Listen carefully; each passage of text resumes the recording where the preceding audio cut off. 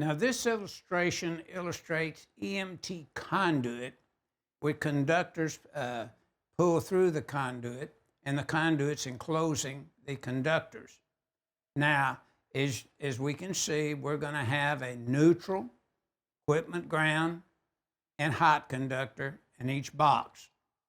We're splicing them together to be continuous, and we're connecting those to the receptacles after we splice.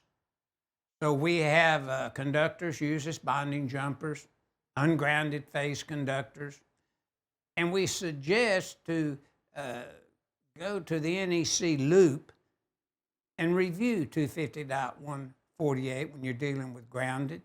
300.13b requiring everything to be routed together, and 200.10 for your neutral conductors, and 250.119 for your equipment grounds. Now, we know we have to have at least 6 inches of wire, which we will get into in accordance with 300.14.